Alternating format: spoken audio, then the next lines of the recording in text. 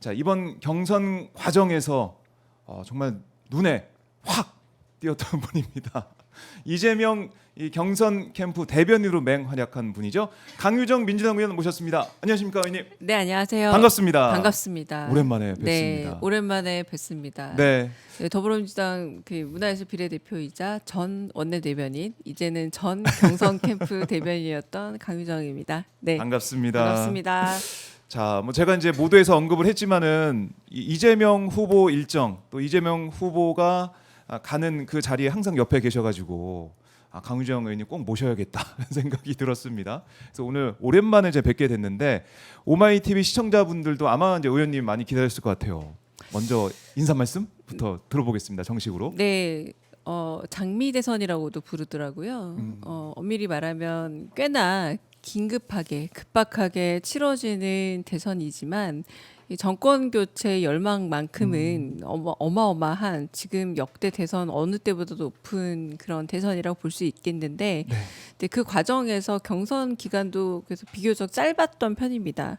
한 달이었고 많은 분들이 오늘 좀 얘기를 나눌 수 있겠지만 그 이재명 후보 경선 후보 시절에 일정이 하루에 그렇게 많지는 않았어요. 네. 근데 작은 일정이지만 매우 알차게 꾸려졌다라는 평가를 받기도 했고 그런 일정들 같이 소화하면서 소셜 미디어 메시지의 최종 좀 제가 좀 검토도 하고 연설문 검토도 하고 하면서 후보의 그 매우 아주 긴밀한 일정들을 함께 하다 보니까 후보가 이런 준비를 하고 있다는 거를 제가 더 잘 알려야겠다라는 네. 생각도 들고 정말 준비가 잘 되어 있고 하나 더 보태자면 그 준비된 모습을 이제는 완벽하게 전달하는 능력까지 습득한 후보가 되었구나라는 생각을 하면서 함께 네. 일정을 소화했습니다. 네. 그래서 이 경선 캠프에서 뭐 많은 분들 활약하셨지만은 이재명의 네.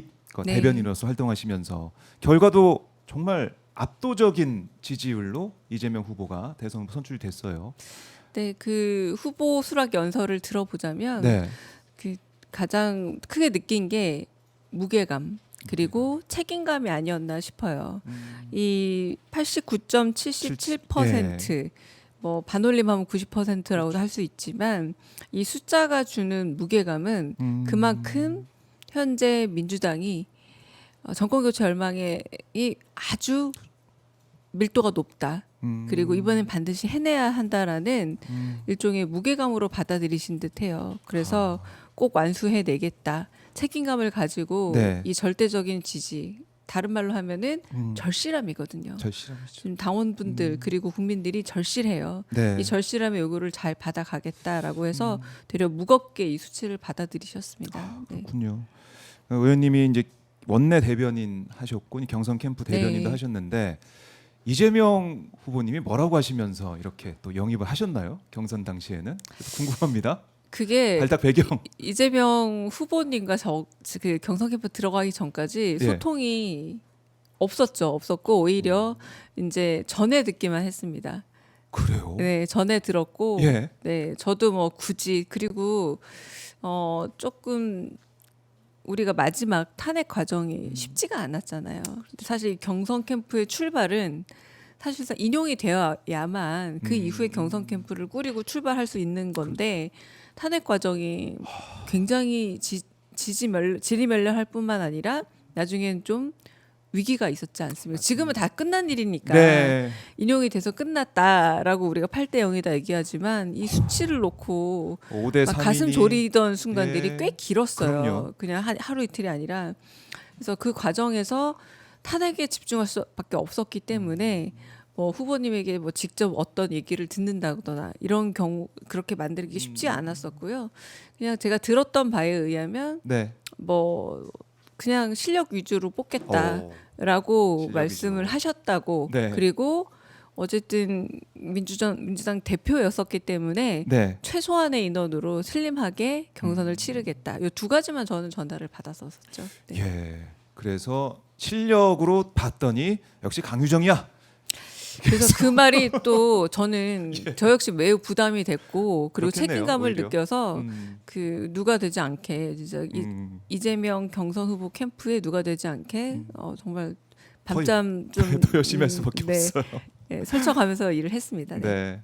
그래서 경선 거치고 또 저희 이제 오마이 TV 초청으로 토론회까지 하고 맞습니다. 네. 예, 네 차례의 지역 순회 경선 합동 연설회 그다음에 세 차례의 토론을 거쳐서 이렇게 경선이 마무리가 됐는데 네. 이 대변인께서 이제 소회 또 직접 지켜본 이재명 어떤 사람인가 여기에 대해서 말씀해 주시면 어떨까요? 첫 일정이 그 AI 기업인 퓨리오사를 방문하는 거였죠. 그러니까 모두가 조금 이제 긴장되어 있고 이제 이 경선 팀도 캠프 팀도 어떻게 이제 구체적인 모습을 보여줘야 될지 첫날이었는데 네. 그날 가장 놀랐던 거는 역시나 전공이 무엇인지를 불문하고 모든 분야에 대해서 매우 준비가 되어 있다.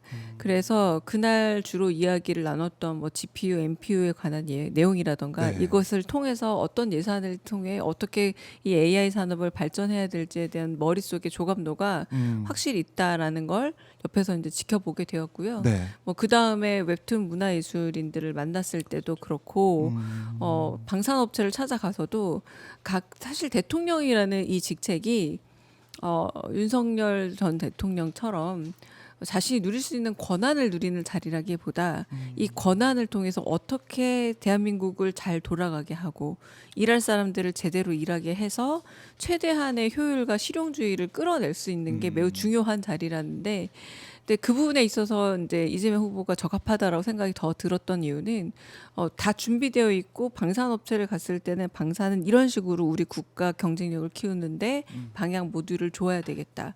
이렇게 얘기했지만 제일 중요한 건 그 미래 비전이라는 것을 두고 모든 것에 포석을 두고 있구나라는 생각이 들었어요. 지금 당장 왜 언발의 오줌 누기라고도 하죠.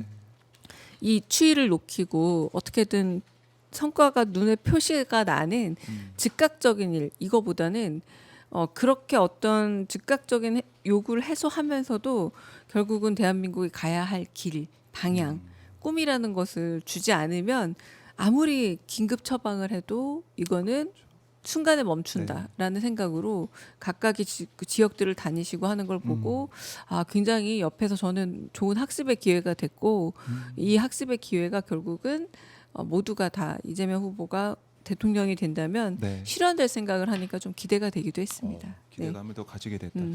사실 이제 이재명 후보 일정 이런 것들이 기존 언론이나 이런 데서는 뭐 나와봤자 몇십 초 뭐 이렇게만 발언만 소개가 되고 이렇게 끝나버리잖아요. 직접 옆에서 지켜보거나 아니면은 생중계를 통해서 그 과정을 다 보지 않고는 알 수가 없어요.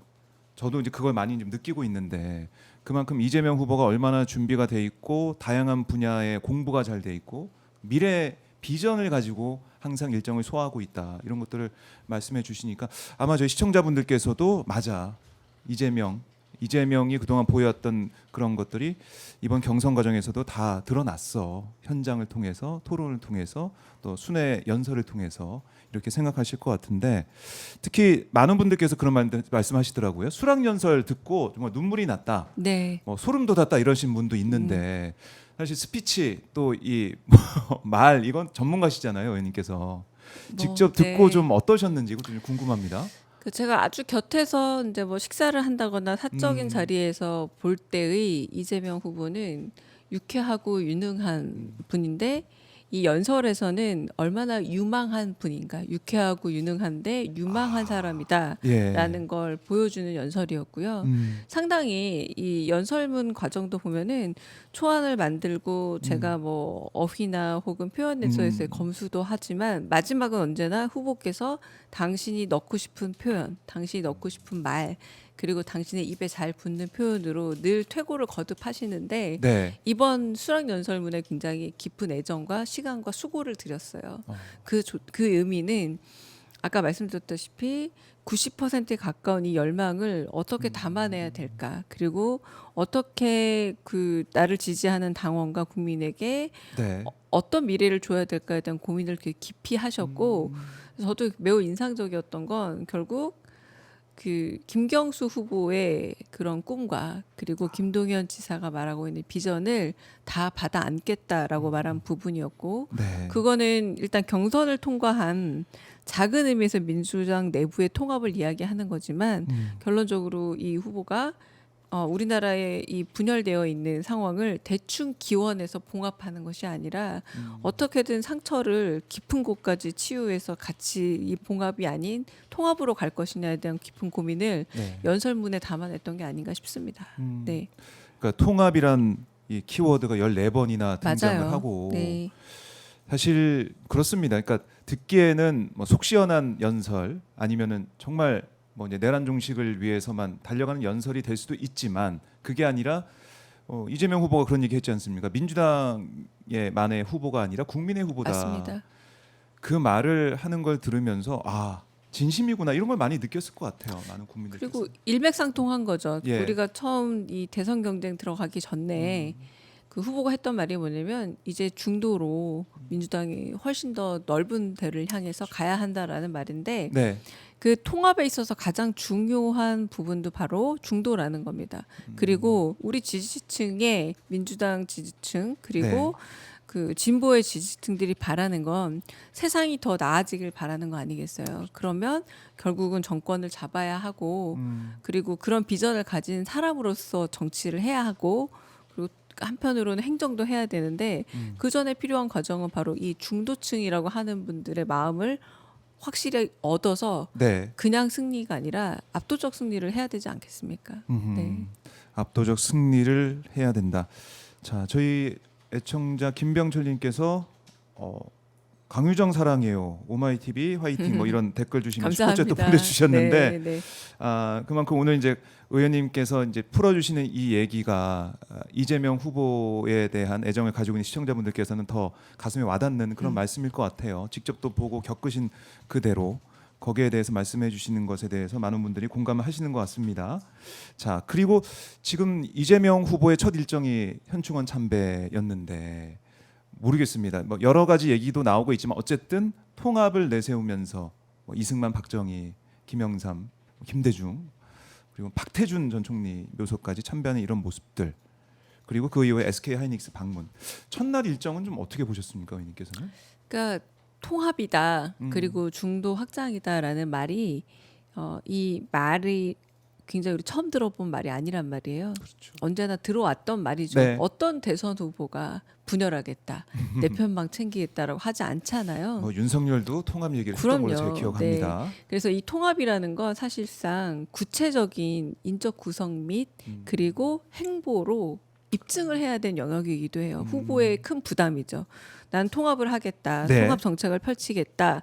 말만 하는 것이 아니라 그럼 어떻게 그걸 보여주느냐의 첫 번째 신호로 굉장히 과감하고 놀라운 선택을 하신 거죠. 전직 대통령의 공과 과를 다 안겠다라는 표현을 바로 이 행보로 보여준 거고 특히 박태준 묘소에 들른 네. 것은 그 공과 과를 살피는 과정에서 제일 중요한 건 결국 우리가 포스코로 상징되는 결국은 아하. 포항제철이었던 과거 예. 경제적인 복원을 위한 과감한 시도와 노력 이 부분에 있어서 상징적으로 들렸는데 그래 당연히 그 대권 후보로서의 상징적인 행보는 결국은 내가 하는 말을 이런 식으로 구체적으로 실현하겠다라는 또 하나의 시그널이기 때문에 그런 시그널을 보냈고 그에 대해서 또 반응이 있다라고 네. 보여집니다. 그래서 거기에 대한 울림이 있고 또 지금 오늘 이제 출범하게 되는 맞습니다. 선대위 지금 인선이 계속해서 이제 언론을 통해서 나오고 있습니다. 나오고 있는데 이석연 전 법제처장, 맞습니다. MB 시절 법제처장까지 합류를 한다. 국민통합위원장을 맡는다. 이런 얘기도 좀 나오고 있는데 한편은 놀랍고 한편으로는 뭐 진심이다 이런 생각도 들고 이런 행보 자체, 인적 구성 자체도 확 달라진 느낌이에요. 어떻게 보십니까? 우리가 가장 큰 통합의 흐름으로 기억하고 있던 게 DJP 연합 아닙니까? 네. 인적 결합이었거든요. 그래서 거기 이제 박태준 총리가 들었던 거고 이번에도 선대위 차원을 그런 면에서 어떤 식의 통합을 갈 것인지에 대한 인적 구성을 계속 넓히는 거죠. 그러니까 우리가 탄핵 과정에서도 그러니까 왜 이런 구도가 생기냐? 네. 헌정수호대 그리고 내란 지속 세력의 대립이기 때문에 그렇습니다. 정규재 씨 그리고 조갑재 씨가 네. 대표적인 보수 언론의 기수를 들고 있는 깃발을 들고 있던 분들인데 왜 이재명 후보와 더 가까운 이야기를 나눴느냐? 딱 하나입니다. 내란 그리고 계엄 불법 쿠데타의 편을 든 게 아니라 네. 헌정은 수호해야 한다라는 큰 대의에 맞았기 때문에 이분들이 의외로 우리와 함께 목소리를 냈던 거 아니에요. 마찬가지입니다. 지금의 대통합 과정에서 제일 중요한 기본 원칙은 딱 하나인 겁니다. 네. 내란을 종식하고 헌정을 수호하고 헌법을 수호하는 사람들은 모두가 다 지금 우리가 말하는 이 통합의 대열 안에 들어올 수 있는 거죠. 그런 네. 부분에서 지금 방금 말씀하신 인사들 역시도 이 대전제는 동의하고 있다. 그러므로 안고 가겠다라는 표현으로 보셔도 될 듯합니다. 네. 자, 그래서 오늘 이제 오후 2시에 선대위 출범 현장이 있는데 오마이 TV가 그 현장 여러분과 함께 지켜보겠습니다. 저도 현장으로 가서 여러분과 함께 하겠습니다. 자, 이게 통합 행보를 이제 가고 있는 그런 상황인데 저는 그런 생각도 들더라고요. 아니 지금 뭐 저쪽에서 저쪽 뭐 보수 이른바 뭐 극우 저쪽에서 빅텐트 얘기가 많이 나오고 있는데 진짜 빅텐트는 이재명 후보가 치고 있는 게 아닌가. 그럼요. 이 사실은 정부라는 것 자체가 얼마나 빅텐트입니까? 그런데 우리가 너무 어느새 익숙해진 게 뭐냐면 윤석열식의 배제의 정치, 그리고 윤석열식의 그 밑도 끝도 없는 네. 친근 정치, 자기의 친근함 혹은 인척들 뭐 이런 부분들에 있어서 네. 너무 기준이 무너져서 사실 저는 정상성의 회복, 다시 상식의 회복이라 보지.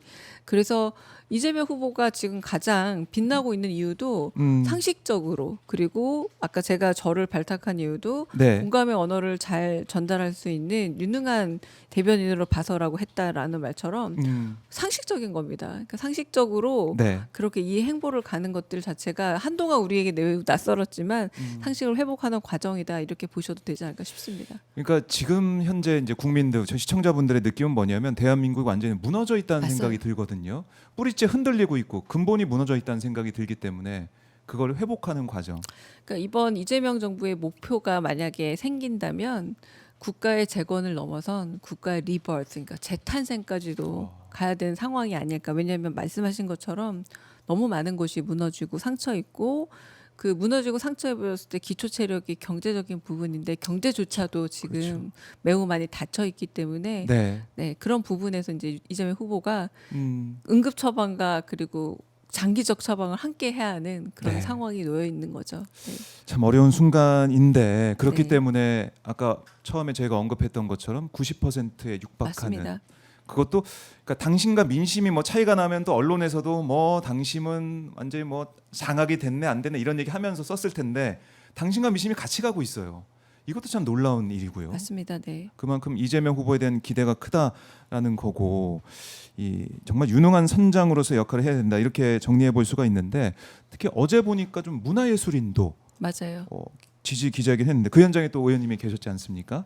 이 의미는 또 어떻게 해석을 해야 될까요? 123명의 문화예술인 지지 선언을 했습니다. 네, 어제 그 낭독문을 한번 혹시라도 기회 되면 보신다면 네. 그 한편의 짧은 연극을 보는 느낌이 들어요. 배우 세 분이 읽어줘서 그 예. 전달력이 언론인들이나 일부 그냥 정치인들과 있는 것과 다른 울림이 있었는데요. 네. 기득권 카르텔을 부수고 우리의 정상성을 찾는데 이재명 후보가 가장 적합하다. 그리고 이 문화예술계의 가장 예민하고 기민한 촉으로, 그리고 이 감각으로 보았을 때 감수성에서 지금 이렇게 정말 엉망이 된 나라를 복원하는 데 있어서는 네. 이재명 후보가 가장 훌륭한 도구다. 우리는 이재명 후보를 이 국가 재건의 도구로 쓰겠다라는 요소였는데 네. 일단 대표적인 인사들 123분이 어제엔 같이 참여했지만 계속 2차, 3차, 4차 이어지고요. 그리고 잘 보시면 이제 대선 후보 결정된 이후 최초의 그런 지지 선언이기도 합니다. 그렇네요. 그래서 그런 부분에서 좀 의미를 갖고 기민하게 움직이겠다. 예. 그리고 문화예술인들은 아시겠지만 약간 산업적 비율을 들자면 다 1인 기업이거든요. 그래서 이 지지의 무게라는 게 생각보다 자기의 모든 걸 걸고 하세요. 네, 걸고 그럴 수 이름이 있겠네요. 곧 이 이름을 쓰는 것 자체가 자신의 모든 거를 표현하는 방법이기 때문에 그래서 그 부분에 저도 매우 감사를 드리고 네. 한편으로는 이 마음들을 담아서 정말 약속을 지키는 그런 대통령이 되시기를 저도 더 한번 바랐습니다. 네. 그럼 문화예술인들도 얼마나 지금 특히 이제 윤석열 정권을 거치면서 얼마나 힘들고 고통을 받았겠습니까? 우리나라의 모든 가치관이 무너져야 되는 상황, 내란 사태까지 겪으면서 고통을 받았던 문화예술인들이 제일 처음으로 앞장서서 깃발을 들었다. 그런 맞습니다. 느낌도 들고 네. 더 이어진다는 말씀이시네요. 그러면 네, 계속해서 이어질 거고요. 예, 지지 선언이 지난번에 예. 탄핵 과정에서 영화인들이 지지 선언 내지는 네. 탄핵 촉구 선언을 할 때도 음. 6천 명이 넘었어요. 네, 정말 거의 모든 영화 관계인들이 네. 스태프와 뭐 전 범위를 아울러서 그렇게 됐기 때문에 아마 지금 이 뒤죽박죽이 된 세상을 복원해서 기초적인 그리고 또 우리 이재명 후보께서 K 이니셔티브를 얘기하면서 K 컬처의 중요성을 맞아요. 매우 강조를 했고 문화 강국의 요소가 결국 우리의 미래다라고 유망한 부분 한 부분으로 매우 주목하겠다라고 했기 때문에 네. 그 부분에 대한 지지와 응대도 굉장히 높습니다. 네, 알겠습니다. 2차, 3차 지지선언 또 다른 분야의 지지선언 기대를 해보겠고요. 자, 속보가 떴습니다. 검찰이 윤석열 부부가 살고 있는 집 아크로비스타 압수수색에 들어갔다라는 속보가 지금 방금 떴네요. 이거 어떻게 봐야 될까요? 검찰의 압수수색. 뭐 윤석열이야 네. 대통령이었으니까 모든 이런 법적인 손아귀에서 자유로웠던 시절이 있었지만 만약에 김건희 관련된 이런 압수수색이라면 네. 매우 늦었다라는 아하. 생각이 들고 이제라도 좀 철저하게 원칙대로 과거처럼 황제 소환을 한다라거나 네. 내지는 핸드폰 다 반납하고 제출하고 검사받는 그런 소환이 아니라 정말 다른 사람과 똑같은 정도의 그런 법적 절차를 밟았으면 합니다. 아, 그래요. 이 법 앞에 모든 사람이 평등해야 되는데 지금 윤석열 정권 이미 거치면서 맞습니다. 네. 봤던 거는 네. 모르겠습니다. 이 국민들이 다 판단을 이미 내렸고 윤석열 파면당한 상황인데 지금 검찰의 압수수색 이거 늦은 거 아니냐 이런 생각도 들고요. 네. 그리고 검찰이 압수수색한다고 해서 제대로 수사가 되겠느냐 뭐 이런 근본적인 물음도 있어요. 많은 분들이 질문을 하고 있죠. 네. 그래서 결국 뭐 특검으로 가야 된다. 특검만이 답이다라는 생각을 하고 있고 지금 뭐 대선까지 30일 남아 있지만 한 달 뒤에 우리가 이제 꿈꾸는 대한민국 그중에 여러 가지 분야가 있지만은 법치주의, 법치국가 대한민국. 그래서 이거는- 아쉽게도 네. 과거에 그러니까 현재 지금 행정부에 많은 분들이 있지만 윤석열에게 임명받은 그런 행정직들이죠. 고급 그럼요. 뭐 아무리 급수가 높더라도 예. 한덕수 총리부터 시작해서 네. 그분들은 사실상 이미 권한이 박탈된 대통령에게 임명받은 분들이기 때문에 최소한의 권리를 행사하고 최대한의 의무만 행사를 해야 합니다. 다시 한번 강조를 하겠습니다. 자, 검찰이 윤석열 부부 사저 아크로비스타 압수수색하고 있다는 속보를 지금 띄워드리고 있습니다. 저희 오마이 TV가 현장 또 카메라 중계 준비가 되는 대로 또 보여드리도록 하겠습니다. 조금만 기다려 주십시오. 자, 뭐 이제 한덕수 총리 얘기도 하셨는데 한덕수 총리가 지금 기다리고 있는 상황에서 어제 뭐 예선전이라고 할 수 있는 국민의힘 경선 2차 경선 결과 발표됐습니다. 3차 경선 진출자가 뭐 선정이 됐는데 이 얘기도 그래도 잠깐 좀 해보죠. 김문수, 한동훈이 최종 2인으로 결선에 갔습니다. 맞습니다. 네. 어떻게 평가하십니까? 우리도 한덕수 얘기를 하고 있잖아요. 네. 혹시 그 넷플릭스에서 방영되는 솔로지옥이라는 그런 연애 아, 예. 서바이벌 프로그램이 있어요. 저 좋아합니다. 그게 예. 1화에서 예. 5명 정도가 나와서 네. 격렬하게 예선전을 치르다가 늘 매기 같은 한 사람이 중간 맞아요. 투입이 됩니다. 중간에 또 오는데 또 매력적인 분이 또 오시더라고요. 그래서 그게 이제 매기가 되느냐 안 예. 되느냐로 시청률을 좌지우지하려고 하는데 저는 이게 요번에 여러 과정에서 너무 예능을 많이 차용하는 부분도 있지만 예. 설마 국민의힘 과거 여당 쪽에서 이 연애 서바이벌 프로그램을 벤치마킹해서 대선의 후보를 결정하려 드는가? 결국은 좀 한덕수 후보를 만약 낸다면 네. 매기 역할을 시켜보겠다는 건데 이게 어디에 물을 흐르는지를 잘 봐야 될 것 같아요. 결국 대선판 물 자체엔 큰 영향을 미치지 못하는 작은 꼬리짓이 될 텐데 네. 중요한 건 국민의힘의 경선만큼은 매기가 되고 있습니다. 왜냐? 우리가 지금 김문수, 한동훈 후보가 됐다라고 이야기를 하고 있지만 사람들이 큰 관심이 없어요. 맞아요. 얼마나 매기짓입니까? 물을 다 흐려버린 거죠. 물을 다 아하. 흐려버릴 뿐 예. 그러면 어종이 풍부해지고 수확량이 더 늘어야 메기 짓에도 의미가 있는 거겠죠. 그렇겠죠. 내기 그런데 역할. 이게 오히려 그 물만 혼탁하게 할 뿐이지 더 높아지는 네. 중도 확산성이 없다라거나 아하. 국민의힘의 이미지에 나쁜 영향을 미친다면 예. 그건 그냥 말 그대로 매기짓에 불과하다. 근데 김문수 한동훈 후보의 양자 대결로 된 부분에 가장 눈에 띄는 부분은 오히려 탈락한 홍준표 후보였다라는 게 관전평이라고 할 수 있겠습니다. 그렇네요. 어제 홍준표 후보가 나의 정치 인생 이제 조기 졸업한다 이렇게 은퇴 선언했어요. 어제 보니까 4명의 후보가 그러니까 2명의 후보 결정된 다음에 4명의 후보 사진 찍는데 홍준표 후보는 빨리 내려가더라고요. 그래서 후보들이 또 불러가지고 사진 찍고 가세요. 해서 사진 찍는 모습도 저희가 현장을 통해서 볼 수가 있었는데 오히려 홍준표 후보가 어떻게 보면은 신스틸러가 됐다. 그 참 국민들의 관심 없는 상황에서 홍준표 후보가 또 한동훈, 김문수 한동훈이 받아야 될 스포트라이트도 가져가 버린 상황이 됐다. 저 장면에서도 네. 지금 뭔가 앞에 표식이 하나 붙어 있는데 이렇게 다들 뒤집어서 서서 계셔서 뭐가 그렇네요. 붙어 있는지를 알기가 어려운데 저 안철수 후보도 저렇게 들고 대답을 하시더라고요. 안철수 후보는 어제 얘기할 때 뭐라고 했냐면 정권 교체 위해서 열심히 또 하겠다는 얘기를 했어요. 정권 교체를 위해서.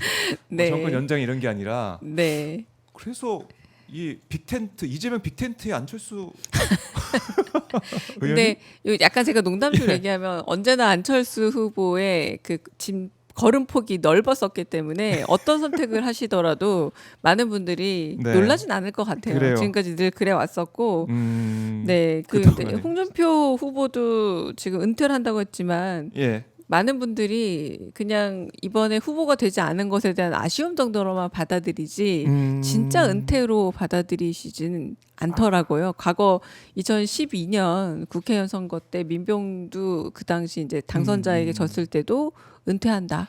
난 이제 시민으로 돌아가서 그래서. 마음껏 살아보겠다라고 얘기를 하셨지만 그러지 않았고 네. 그때 바로 경남도지사 보궐선거에 가셔서 맞네요. 경남도지사가 됐거든요. 예. 그리고 이번에도 그 대구시장을 놓고 오실 때 대구 시민이 아니라 서울 시민이 되겠다라고 이렇게 말하고 오셨잖아요. 맞아요. 서울 시민들. 그러면 이제 혹시 요건 제 예측입니다만 네. 또 이제 서울시장 같은데 서울 시민으로 네 다시 출연할 수도 있기 때문에 많은 분들이 그냥 예. 이건 정치적 수사하기지 진짜 은퇴 선언 아니다라고 또 받아들이시는 듯 하더라고요. 네. 끝까지 봐야 된다. 네, 네. 중요한 부분을 지적해 주셨습니다. 네, 서울 시민 홍준표 내년에 지방선거에 어떤 역할을 할까 지켜봐야 될 것 같고요. 그리고 이제 김문수, 한동훈 두 사람이 지금 올라가 있지만은 두 사람이 올라가 있는데 지금 보니까 이게 어떤 정책이나 비전 이런 얘기가 아니라 한독수는 어떻게 할 건데 이 얘기만 사람들이 궁금해하고 거기만 집중하고 있는 것 같아요. 기자들 마찬가지입니다. 코끼리죠. 그러니까 코끼리는 생각하지 말라고 하지만 예. 계속 코끼리가 돼버린 한덕수고요. 음, 계속 동물 비유만 쓰게 되네요. 네, 네. 내기부터 네, 코끼리까지. 그렇게 하는데 그 경선 과정에서도 보면 네. 결국은 많이 등장한 키워드가 딱 두 개였어요. 네, 이재명 후보와 어떻게 맞아요. 대적할 기승전 것이냐, 이재명이었어요. 뭐 그 얘기와 두 번째는 뭐 한덕수와의 네. 단일화를 어떻게 할 것이냐. 근데 이 경선 과정 자체도 지금 벌써 몇 번의 이런 과정을 거쳐서 오고 있잖아요. 네. 탈락의 과정들. 그러니까 이 장 외에 있는 분이기도 하고 네. 그래서 이 경선과 이 장 외에 있는 분의 이야기 자체가 설득력을 많이 잃었어요. 왜냐하면 입당조차 안 하신 분이거든요. 그렇죠. 근데 왜 그 국민의힘 경선에서 당원들이 소중하게 당비도 내고 그리고 이 참여하기 위해서 굉장히 지금 활성화되어 있는 상태에서 그 합리적인 설득력도 매우 갖지 못할 뿐만 아니라 그렇다면 네. 나머지 생존 두 후보가 미래의 비전이라던가 국가 경영 비전 내지는 정치 철학이라도 잘 보여주는 경선 과정이 있어야 되는데 그게 전혀 네. 없다는 거죠. 그래서 그 반대 토론을 하면서 반대 입장으로 얼마나 부각될지를 생각하는 것 자체가 아까 말했듯이 이번 대선 전국에서는 대한민국을 재건할 자가 누구인가? 네. 대한민국을 재탄생하게 할 자가 누구인가? 대한민국의 영광을 돌려올 사람이 누구인가를 시민들이 묻고 있는데 거기에 대해 계속 오답만 제출하고 있는 형국이다라고 말할 수 있겠습니다. 그러니까 국민들이 좀 알고 싶어하고 원하는 것들은 답은 정해져 있는데 맞습니다. 그 답에서 피해가고 있다 그런 말씀이세요. 그래서 지금 한덕수에 대한 얘기만 나오고 있다 제가 언급을 해드렸는데 지금 보니까 나경원 의원이 김문수 후보 지지 선언을 한다. 오후 2시에 국회 소통관에서 한다라는 일정도 지금 나와 있습니다. 뭐 나경원 의원 같은 경우는 4강에도 못 들고 뭐 쓸쓸하게 퇴장하는 그런 상황이 됐는데 그 퇴장이 사실상 정치적 은퇴가 되는 게 아닌가라는 우려도 크죠. 왜냐하면 워낙 수도권 서울 안에서 정치를 기반을 다져야 네. 하는 분인데 극우라는 그 지역적으로도 협소하고 지지 세력으로도 매우 협소한 그쪽의 호소를 너무 오랫동안 해와서 네. 결국은 매우 좀 모든 사태에 대해서 확대적인 시각을 가진 수도권 경쟁력을 잃은 것이 아니냐라는 평가도 있었죠. 네. 네, 그런데 지금 그 나경원 후보가 쓰던 캠프 자리에 지금 한덕수 후보가 쪽에서, 또 예. 들어간다라는 거 아닙니까? 그러니까요. 근데 뭐 현실적인 여러 요소들의 문제들도 있겠지만 네. 이 이미지 결합이라는 게 과연 극우에게 더 확신을 줘서 극우가 가지고 있는 정해져 있는 표 안에서 나눠 먹기 식으로 접근하는 게 아닌가라는 우려도 들고요. 다른 네. 당임에도 불구하고 아하. 이게 대국민적 호소력을 넓히는 데는 별 효과가 없을 것 같다라는 생각도 듭니다. 네. 그래요. 지금 보면은 예, 언급하신 대로 사무실을 보면은 이게 원래 오세훈 시장의 대선 출마 포기 이후에 나경원 후보한테 내어준 곳인데 이걸 또 나경원 후보가 못 나오게 되면서 한덕수 쪽에 넘겨준다. 네. 뭡니까? 오세훈, 나경원, 한덕수까지 네. 쭉 내려오게 되는데 네. 참 이 정치 상황을 이렇게 보고 있으면은 아니 우리 정치가 특히 이제 보수 진영이라는 이 정치 세력들이 이렇게까지 이게 밑바닥을 보여줄 수가 있나 이런 생각도 들어요. 개인적으로. 그러니까 과거 우리가 박근혜 탄핵 이후에 보수가 좀 움츠러들었다라는 말도 있었고 그때 탄생한 게 사실 아스팔트 극우 보수였거든요. 예. 특정한 종교 세력과 결합하면서 극우적이고 극단적인 말을 하면서 그 소수의 그 지지를 강력한 지지를 얻어가는 방식이었는데 네. 지금 유전되고 있는 양식들이 그 양식에서 벗어나고 있지 못하다. 아, 그래서 결국은 이재명 후보가 했던 말씀이죠. 중도가 예. 우리가 막 개척해서 갔던 측면도 있지만 한편으로는 비워버렸다. 보수가 극우로 몰려가는 바람에 그렇죠. 중도라고 스스로 당신이 생각하고 있는 지지자들 내지는 합리적으로 누군가를 그때그때 선택을 했던 이 중도층들은 도저히 이 극우적인 발상에 대해서는 등을 돌릴 수밖에 없는 바라볼 수가 없는 거예요. 네. 등을 돌릴 수밖에 없었다라는 표현들을 하셨는데 결국 그곳에 더 좁은 것으로 마치 저는 종이 신문 접는 놀이를 하고 있는 것 같아요. 처음에 큰 신문지에 올라가 있다가 점점 작아지면서 서로 안고 올라가고 업고 올라가고 해야 되는 형국이 펼쳐지잖아요.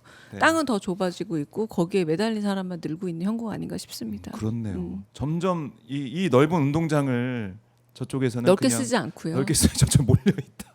신문지에 올라가 있는 맞습니다. 것처럼. 네. 그래서 그 넓은 운동장을 사실 이재명 후보가 민주당이 그렇죠. 잘 활용해야 하고 그리고 그분들의 기대를 다 안아야 한다는 점에서 무겁고 책임감이 더 커질 수밖에 없습니다. 그래서 어제 이제 권오울 전 의원도 TK 지역에서 지지 선언하고 이런 네. 모습들 또 용광로 선대위가 뜨는 이 상황들 네. 이런 것들 민주당이 차곡차곡 해 나가고 있다 이렇게 정리해 볼 수가 있을 것 같고요. 한덕수 권한대행은 왜 나온다고 보세요, 의원님은? 저는 아무리 봐도 뭐 왜 나올까? 저는 개인적인 짐작에 의해서는 네. 사실상 그 윤석열이 검찰만 하다가 정치를 소위 말하는 지방의원, 국회의원 그리고 행정가로서의 면모도 한 번도 거치지 않은 무경험 상태에서 네. 결국 이런 파국을 불러왔잖아요. 이제 그 가게 된 가장 큰 이유는 저는 아내의 사법 리스크에 대해서 어떻게든 이 부분에 대해서 복원할 수 있는 가장 유력한 길은 대권으로 가서 오히려 네. 사법 리스크를 없애겠다는 생각도 일부분 있었다고 봐요. 아, 자, 그럼 한덕수 후보가 만약 된다면 한덕수는 이번 내란에 얼마나 무관한가에 대한 검증 절차가 지금 전혀 비어 있습니다. 그렇죠. 검찰 조사를 비롯해서 네네. 여러 특검을 거쳐서 완벽하게 무결함이 인정되고 난 다음에 인정할 수 있는 후보인데 결국 자신에게 덮쳐 있는 상당한 부분의 내란에 대한 가담 의혹 내지는 내란에 어느 정도 참여한 것이 아닌가라는 세간의 의혹에 대해서 네. 오히려 윤석열 식의 방식으로 후보가 됨으로써 조금 더 면해 보려는 것이 아닌가라는 생각이 드는 이 의혹을 해소를 당신이 하셔야 되는 거죠. 네. 그리고 두 번째는 일단 만년 행정가로서 살아온 사람이 국가에 대해서 충실한 의무 수행은 할 수 있을지 모르지만 아까 말했던 유망한 국가 비전을 그리는 것과 이 국가 비전을 그리는 건 네. 일에 대한 이해를 넘어서 인간적 이해와 정치적 이해가 있어야 하는데 이 요소에 대해서도 사실 검증받은 바가 전혀 없다. 결국 여왕이 봉을 넘기듯이 지금 캠프를 물려받는 과정에서 보여주는 게 저는 한덕수가 지금 터에 있는 형태인 것 같아요. 네. 뭔가 물려받고 뭔가를 그 자리를 대신하면서 뭔가 자신의 능력이 있는 것처럼 조금 오해하는 상황이기 때문에 그 시민의 그리고 유권자 그리고 지지자들의 엄혹한 질문을 견딜 수 있을까라는 생각은 듭니다. 네. 그래서 한덕수 대행이 정말 완주할 수 있을 것이냐 여기에 대한 의문부 찍는 분도 계시고 지금 어떻게 보면은 내란 세력들 특히 이제 내란 대행, 그러니까 내란 정부에 있었던 그 사람들 한덕수 총리, 그 다음에 고용노동부 장관이었던 김문수 장관, 법무장관이었던 한동훈 장관. 이게 뭡니까? 윤석열 그러니까요. 정부의. 그게 바로 이제 인물이 없다라는 아쉬움 그리고 예. 뭐 많은 여론조사들을 통해 보자면 여론조사를 과정에서 지지세가 큰 차이가 없는 심지어 지금 차출론이 있으려면 네.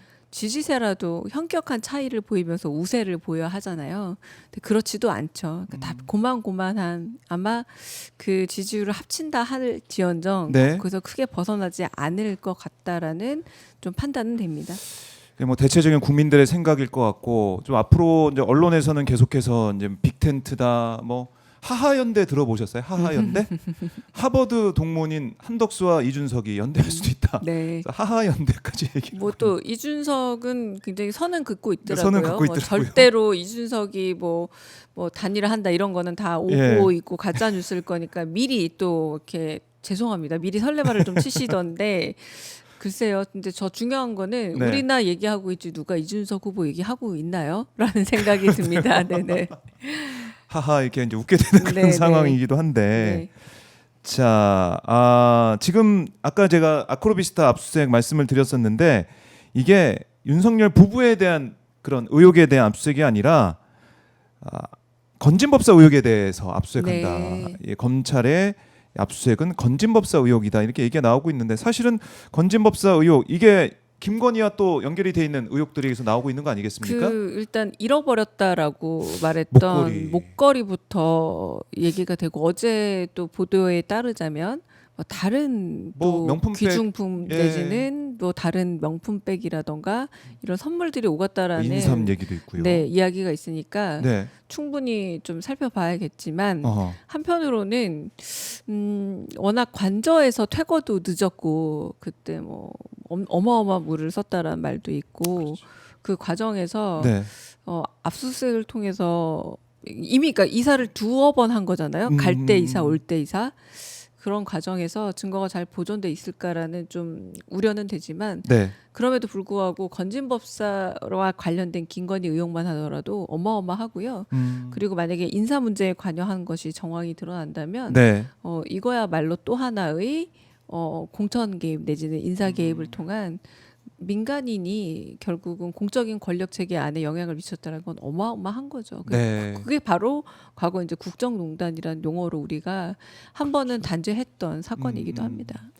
박근혜 당시에도 국정농단 그 당시에 사실 이 명태균 건이나 아니면 이런 의혹들만으로도 윤석열은 당연히 뭐 파면됐을 그런 상황인데 파면돼서 마땅한 상황이죠. 네. 그걸 뒤집기 위해서 한 방을 뭐 노려가지고 뭐 내란했다 이렇게 볼 수밖에 없는 상황인데 거기에 대해서 검찰이 수사하고 있지만 저는 뭐 여전히 검찰에 대한 뭐 신뢰를 가질 수가 없는 그런 입장이기 때문에 모르겠습니다. 이거 결국 특검으로 풀어야 된다는 생각이 저는 들어요. 결국 네. 특검만이 답이죠. 예. 왜냐하면 아까 말씀드렸다시피 윤석열에 의해서 임명된 사람들이고 대표적으로 심우정 검찰총장만 보더라도 우리 지난해 석방지휘를 한 그리고 즉시 항고를 하지 않은 네. 사태를 눈앞에 목격했잖아요.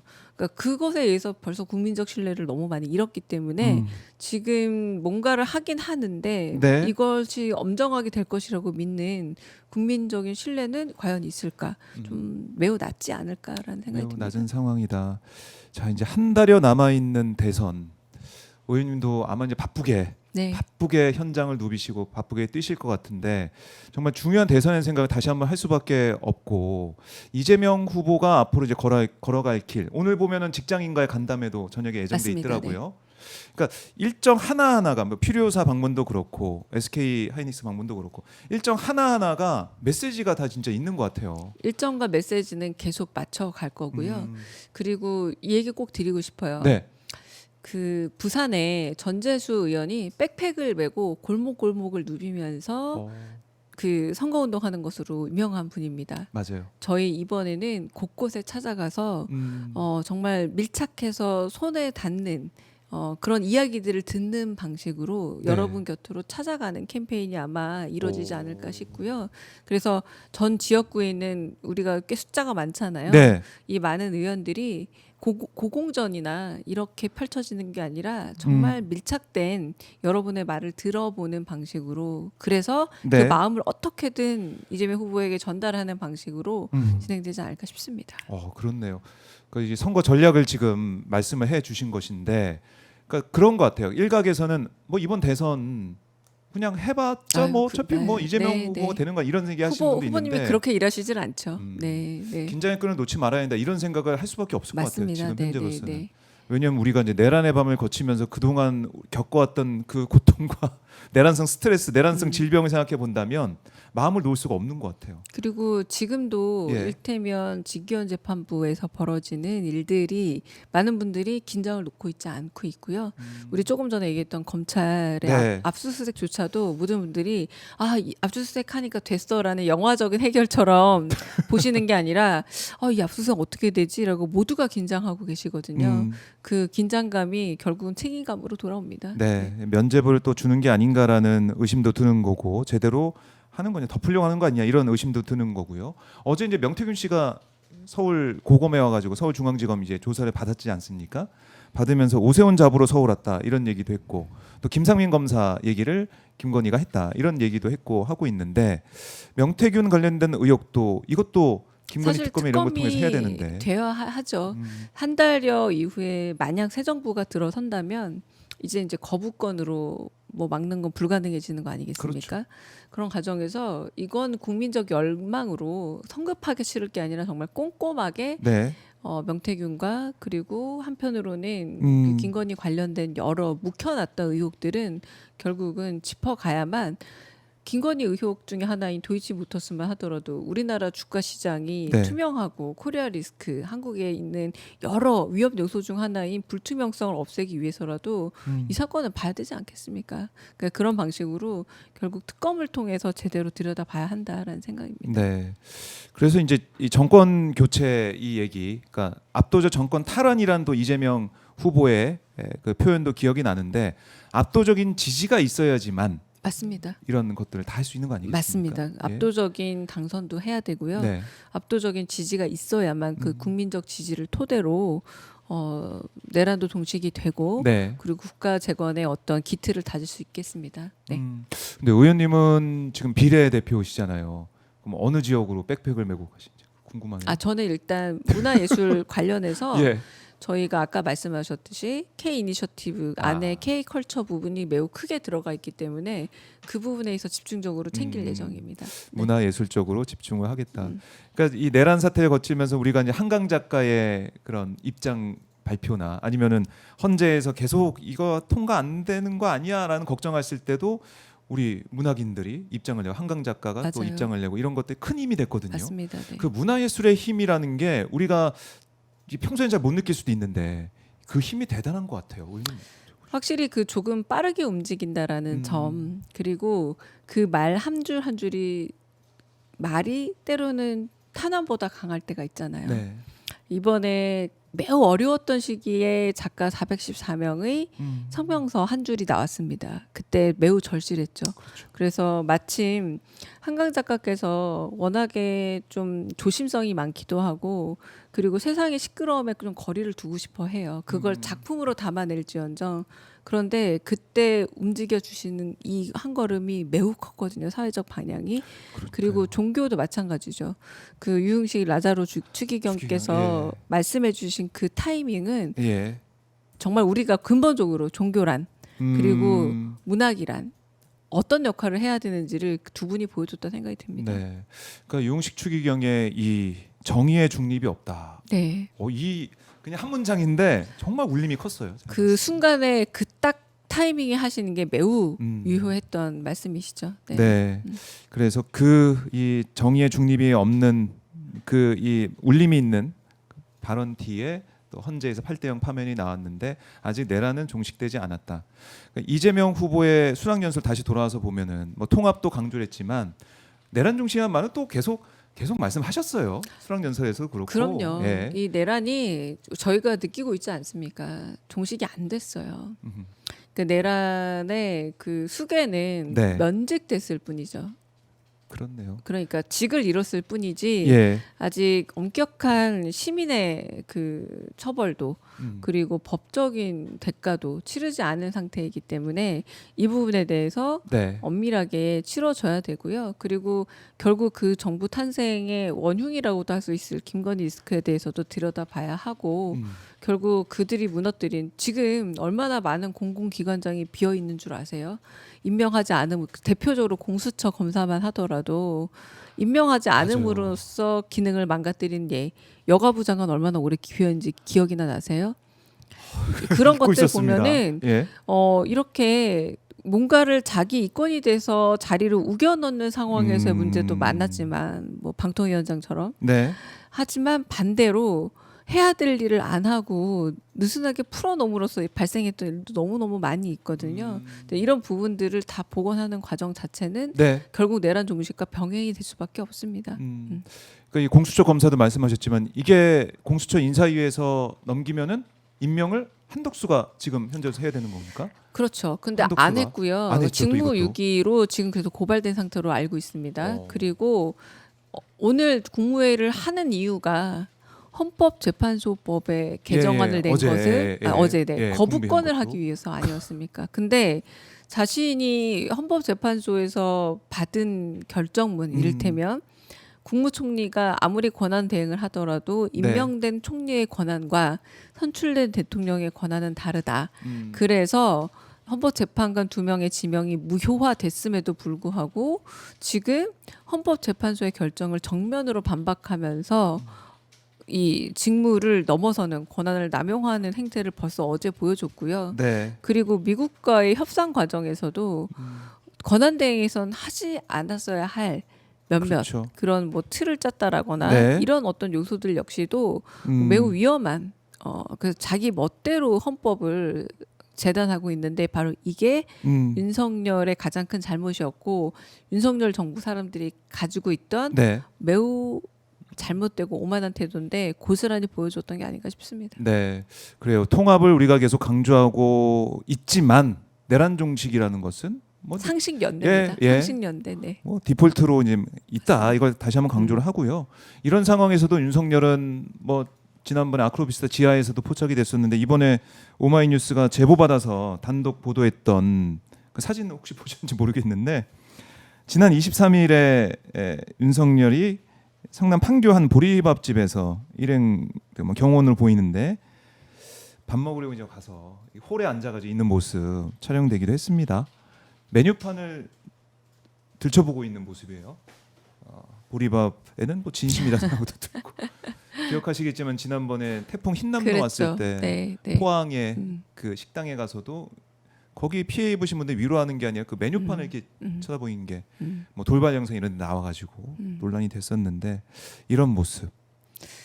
그 근본적으로 범죄자가 특정되지 않는 사고에 관심이 없었던 듯합니다. 이를테면 이태원 참사라던가 이런 예. 부분에서도 검사 마인드로 누가 범인이 있어? 범죄자가 누구로 있어? 용의자가 누구야? 기소할 수 있어? 여기는 관심이 많아요. 그런데 네. 자연재해라던가 이런 부분들 자기랑 그래서 상관없는 일로 생각하는 거. 그렇죠. 그거는 뭐 관심 없는 일로 그러다 보니 얼마나 공감 능력이 떨어져서 네. 그 사고에 대한 수습과 대비가 안 되다 보니 아하. 계속 이후에 여러 인재로 볼 수 있는 참사들이 일어났던 이유도 그런 부분의 공감 능력 부족이 전혀 네.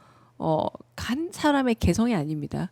국가의 중요한 일들을 망칠 수 있는 근간이 되기도 한다라는 걸 보여준 사례예요. 네. 그래요. 그리고 여전히 보리밥 뭐 메뉴를 보고 있는 모습이 찍힌다. 참 국민들이 볼 때는 이 사람이 내란 수계가 이렇게 거리를 할보하고 있는 게 맞는 것이냐는 다시 한번 의문을 제기할 수밖에 없어요. 그러니까 우리가 예. 구치소에 간다 그리고 수감된다는 의미는 다른 게 아니라 우리가 평범하게 누릴 수 있는 이 일상을 한동안 제거함으로써 어떤 잘못을 저질렀는지 한번 돌아봐라라는 반성의 시간이잖아요. 그러니까 전혀 반성할 물리적 시간이 제공되고 있지 않는 겁니다. 네. 그러니까요. 이걸 풀어준 게 지기현 판사 그리고 그걸 즉시한 거 안 한 게 심우정 총장. 이걸 잊지 말아야 된다고 저는 계속 생각해요. 맞습니다. 그거를 네. 생각을 해야 되고 이렇게 내란 수계가 활보하고 있다. 그러다 보니까 김용현 전 장관도 또 보석 신청을 했다고 그러네요. 뭐 윤석열과 공범이 아니다 이렇게 뭐 얘기하는 사람도 있다고 하고 네. 풀어달라. 수계가 나와 있는데 나는 왜 여기 있어야 돼? 이런 생각 당연히 하지 않겠습니까? 그렇게 할 수 있지만 또 네. 그조차도 누가 받아들여 주겠습니까? 왜냐하면 윤석열에게만 네, 다른 잣대가 적용되고 있는 걸 누구나 알고 있는 건데요. 네. 그러게 말입니다. 이 김용현, 뭐 여인영 등등 이른바 충암파 사람들 여기에 대한 단죄가 확실히 있어야 되고요. 그리고 이제 우리가 이제 내란 수계, 뭐 내란 종사자 구속된 사람 얘기를 하고 있지만 아직까지 대통령실과 또 이른바 국무위원들은 제일 중요한 게 그 부분이죠. 아무 조치, 아무 수사도 안 받고 있는 거 아니에요? 특히 대통령실은 예. 지금 사실상 사표를 반려할 게 아니라 빨리 사표를 수리해서 일본의 김태호 또 지금 뭔가 예. 미국과의 협상에서 뭔가 영향을 미치는 것이 이상해요. 아닌가라는 매우 큰 의혹에 맞서고 있지 않습니까? 네, 한마디로 이미 정리할 속된 말로 대통령실하고 관저 정리할 정도의 권한만 있는 사람들인데 네. 이 권한을 남용해서 기록물에 만약에 손을 댄다라거나 기록물을 묵는다거나 이런 협상 미래적인 가치가 달려 있는 이런 일에 손을 댈 수 있는 의혹들이 네. 사표 반려에서 시작된 건데 이 역시도 한덕수와 무관하지 않죠. 그래요. 그 무관하지 않는 그 사람 한덕수가 출마를 준비하고 있다. 뭐 이제 한덕수와 아이들 아니냐 이런 얘기도 나오고 있어요. 네, 네. 근데 공교롭게도 한동훈 후보는 서태지기라고 또 나왔단 말입니다. 출마를. 그러게요. 아까 종이 접기 할 때 제일 밑에 있는 사람이 단단해야 되거든요.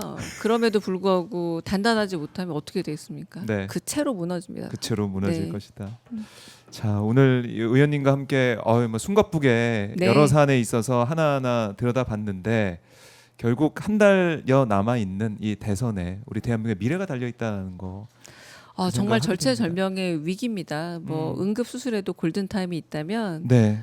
지금 골든 타임이거든요. 이 아하. 골든 타임을 놓쳐서는 안 되기 때문에 예. 정말 상식 수준에서 우리가 생각하는 음. 평범한 생각으로만 대선에 임하셔도 네. 되지 않을까 싶습니다. 네. 그래요. 예, 의원님 만나 뵙고 다음에 또 선거 과정에서도 또 중간중간 말씀을 들어본 시간을 갖도록 하겠고요. 끝으로 시청자분들께 하신 말씀이 또 남아 있을 것 같습니다. 그 말씀을 듣고 마무리해야 될 것 같고, 자 이제 강유정 의원 오늘 저 댓글 쭉 봤는데 강유정 의원님은 응원하는 댓글이 너무 많아가지고 제가 네. 몇 개만 소개하면 실망하실까봐 네. 다 소개 못 드렸는데 네, 제가 꼼꼼히 읽어보겠습니다. 네. 너무 좋아하십니다. 너무 네. 응원을 하시고요. 네. 자, 뭐 준비한 저희 이미지도 있어요. 한번 좀 띄워드리면서 의원님의 마지막 못다하심. 이재명 후보를 바라보는 그야말로 이제 꿀 떨어진다고 하죠. 그래서 이재명 후보를 바라보고 있는 그런 네. 느낌이 드는 사진. 네. 강유정 후원해 주세요. 네. 압도적 대선 승리, 압도적 네. 정권 교체 힘껏 뛰겠습니다라고 응원할 수 있는 그 계좌 그 내용도 저희가 띄워드리고 있는데 강유정 의원을 응원하시는 분들, 힘내라하시는 분들은 뭐 이렇게 정말 후원할 수 있는 그런 방법이 있으니까 맞습니다. 많은 사랑을 주실 네, 것 우리 같습니다. 후보님 후원 계좌 막혀서 답답하셨다면, 네. 그래서 이렇게 우회 지원도 가능합니다. 그렇네. 아쉬움을 달랠 수 있네요. 네, 끝으로 시청자분들께 한 말씀 부탁드릴게요. 네. 지금 경선 끝나고 한 이틀간 조금의 그 캠프가 비어 있는 시간이 있었음에도 불구하고 여전히 그 사실은 캠프는 좀 돌아가고 있다라고 할 수 있겠고요. 제가 할 수 있는 힘에 200% 300%를 써서 압도적인 대선 승리, 압도적인 정권 교체, 압도적인 대한민국 재건을 하기 위해 애쓰겠습니다. 감사합니다. 네, 의원님 말씀 잘 들었습니다. 네, 감사합니다. 고맙습니다.